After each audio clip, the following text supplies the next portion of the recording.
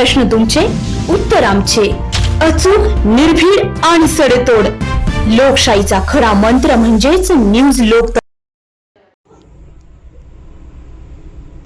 नाशिकच्या येवला तालुक्यातील वाघाळे गावाची जिथे हुंड्यासाठी सासरच्या मंडळींनी केलेल्या छळामुळे एका 25 वर्षीय विवाहितेने स्वतःचे आयुष्य संपवल्याची अत्यंत धक्कादायक घटना समोर आली आहे.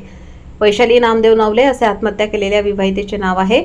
जून 2023 मध्ये वैशालीचा विवाह नामदेव नवले यांच्याशी झाला होता. मात्र लग्नानंतर काही महिन्यातच पती नामदेव, सासरा रुस्तुम नवले आणि सासू विमलबाई नवले यांनी 4 चाकी गाडी आणि शेतीसाठी माहेरून 3 लाख रुपये आणण्यासाठी वैशालीवर दबाव टाकायला सुरुवात केली.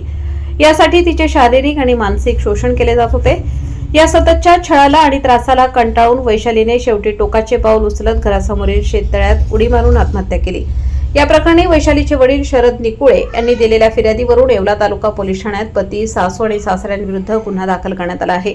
दरम्यान येवला तालुका पोलिसांनी या प्रकरणी पती नामदेव नवले आणि सासरा रुस्तुम नवले यांना अटक केली असून इतर आरोपींचा शोध सुरू आहे. दरम्यान वाघाळा येथे शोकाकुल वातावरणात अंत्यविधी करण्यात आला.